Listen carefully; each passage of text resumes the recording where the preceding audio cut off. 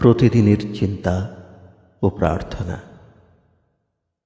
5ই March দিনের প্রধান চিন্তা।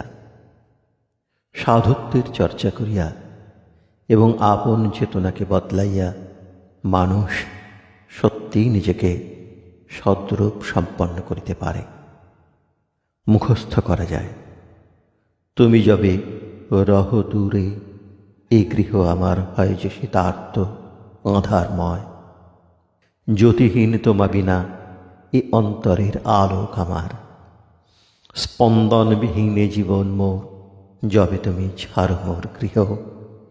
জীবনের জীবন তুমি মোর। তাই প্রভু, যাচি আমি করিয়া সঞ্চিত সকল শপথি, যাহা তুমি দিয়াছ আমারে, ত্যাজিবে না মোরে কহু। এই মিনতি করি চরণে তোমার। উপদেশ। যখন আমরা উন্নত সত্তায় নিজেদের গড়িতে শিখি, তখন আমাদের হৃদয় ভগবানের সঙ্গে মিলিত হইয়া যায়।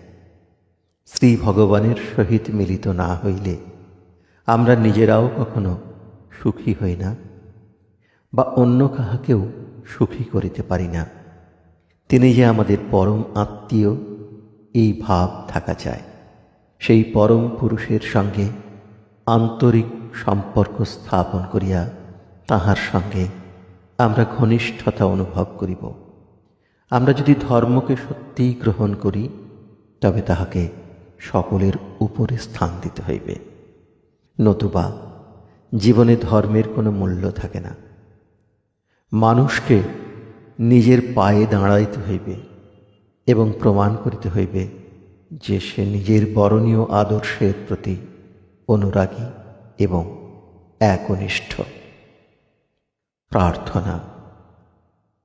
আমার ভিতরে আধ্যাত্মিক আকুলতা জাগ্রত করো প্রভু।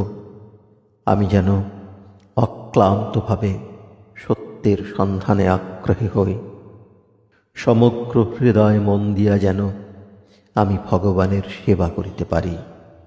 সকল কাজে, আরাধনায় এবং উচ্চ অভিলাষে কখনো যেন আমার জীবনযন্ত্র বেসুর না হয়।